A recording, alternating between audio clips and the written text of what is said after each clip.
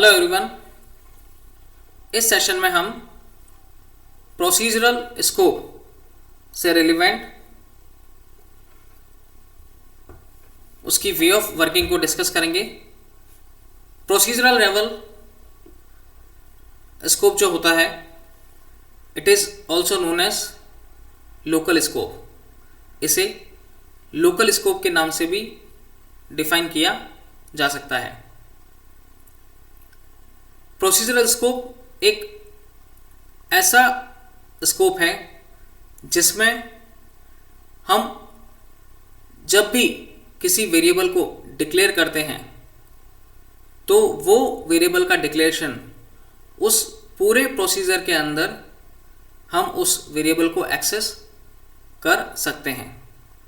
यानी कि जिस प्रोसीजर के अंदर हमने वेरिएबल को डिक्लेयर किया है उस पूरे प्रोसीजर के अंदर हम उस वेरिएबल को यूज़ ले सकते हैं। और अगर किसी दूसरे प्रोसीजर में हम उस वेरिएबल को एक्सेस करना चाहेंगे तो हम उसे एक्सेस नहीं कर पाएंगे और उसमें सिंटैक्स एरर जो है वो प्रोड्यूस होगी। जैसा कि हमें पता है कि VB.NET में हम जो भी प्रोसीजर्स डिफाइन करते हैं वो प्रोसीजर उसी प्रोसीजर के अंदर डिफाइन किए गए वेरिएबल को हम उसी प्रोसीजर में एक्सेस कर सकते हैं। VB.NET प्रोग्राम कई सारे डिफरेंट टाइप्स ऑफ वन और मोर देन वन प्रोसीजर्स को सपोर्ट करता है और उसमें डिक्लेयर किए गए वेरिएबल को उन्हीं प्रोसीजर में हम लोग यूज़ में ले सकते हैं। जैसा कि इसके बारे में यहाँ पर डिफाइन किया गया है कि procedural scope it's also known as local scope. यदि कोई भी वेरिएबल किसी भी प्रोसीजर के अंदर डिक्लेयर किया जाता है तब इस स्कोप को प्रोसीजरल स्कोप कहते हैं। यानी कि जिस प्रोसीजर में भी हमने वेरिएबल को डिक्लेयर किया है उस डिक्लेरेशन ऑफ वेरिएबल को प्रोसीजरल स्कोप कहते हैं। इस स्कोप में डिक्लेयर किए गए वेरिएबल को केवल डिक्लेयर किए गए प्रोसीजर में यूज़ में लिया जा सकता है। यानी कि जिस भी स्कोप में हमने वेरिएबल को डिक्लेयर किया है उसी प्रोसीजर स्कोप में उसको यूज़ में ले सकते हैं। यह वेरिएबल उस प्रोसीजर के बाहर कहीं भी यूज़ में नहीं लिया जा सकता। यानी कि उस वेरिएबल को उस प्रोसीजर के बाहर अगर हम यूज़ में लेंगे तो वो एरर जनरेट करेगा। इसका एक सिंपल सा एग्जांपल जो कि विंडोज़ बेस्ड एप्लीकेशन के ऊपर डिफाइन किया गया है आपके सामने। इसमें हमने एक बटन कंट्रोल जो है उसे टूल बॉक्स से ड्रैग करके ड्रॉप किया है हमारे फॉर्म विंडो के ऊपर। It's our form window. इस फॉर्म विंडो में हमने एक बटन कंट्रोल जो है वो टूल बॉक्स जो विंडो होती है टूल बॉक्स से वहाँ से ड्रैग करके इस पर ड्रॉप किया है और इस पर ड्रॉप करने के बाद हमने इस बटन कंट्रोल को डबल क्लिक करके ओपन किया है और ओपन करते ही इस बटन कंट्रोल का जो प्रोसीजर है जो उसका स्कोप है उससे रिलेवेंट हम जो भी कोडिंग करेंगे वो उसी प्रोसीजर या उसी स्कोप के अंदर रन होगी। जैसे कि पब्लिक क्लास फॉर्म 1 ये बाय डिफ़ॉल्ट हमारा जो फॉर्म 1 है हमारी जो विंडो है फॉर्म 1 उसमें हमने एक बटन कंट्रोल लिया है। इसका ये प्री प्रोसेसर डायरेक्टिव है private sub button 1 underscore click by value sender as system dot object dot by value e as system dot event argument handles button 1 dot click. ये इसका प्री प्रोसेसर डायरेक्टिव है।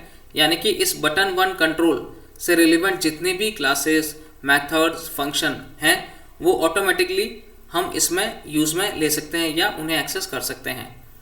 इस button 1 का जो procedure है वो private sub button 1 underscore click से start होता है और ये एंड सब पर एंड होता है और आफ्टर दैट एंड क्लास जो कि हमारी इस क्लास की एंडिंग को डिनोट कर रहा है। तो ये जो प्राइवेट सब जो स्टार्टिंग ऑफ प्रोसीजर है यहाँ से लेके ये जो एंड सब जो कि प्रोसीजर की एंडिंग को डिनोट कर रहा है इन बिटवीन इनके इस प्रोसीजर के बीच में डिक्लेयर किए गए जो भी वेरिएबल है उसका जो स्कोप होगा उसको एक्सेस करने का वो इसके इन बिटवीन ही रहेगा।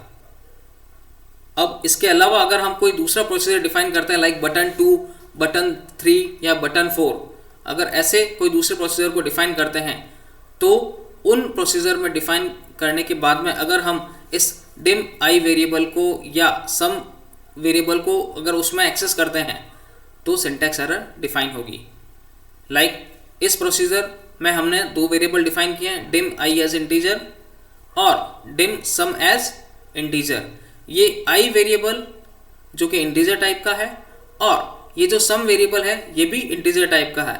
इन दोनों ही वेरिएबल का जो स्कोप है यानी कि उन्हें एक्सेस करने की जो परमिशन है वो इसी प्राइवेट सब बटन 1 के एंड सब के बीच में रहेगी।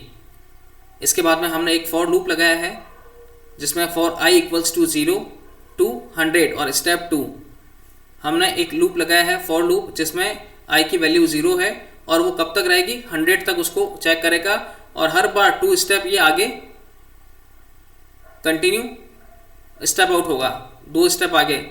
तो जब भी इसकी वैल्यू 0 है तो 0 से आगे 2, 2 के आगे 4, 4 के आगे 6, 6 के आगे 8, ये हर बार 2 स्टेप आगे काउंट होगा और sum equals to sum plus 1 और ये उस सम को जैसे कि अप टू 100 है तो जब दो बार स्टेप हर बार 2 बार स्टेप जब ये होगा आगे तो 100 का जस्ट हाफ हम लोग कर रहे हैं तो 50, ठीक है। 50 बार ये जब आगे होगा 2 बार स्टेप करके और 100 के बाद जब चले जाएगा और जैसे ही 100 प्लस 2 होगा तो 102 हो जाएगा और ये लूप से बाहर आ जाएगा।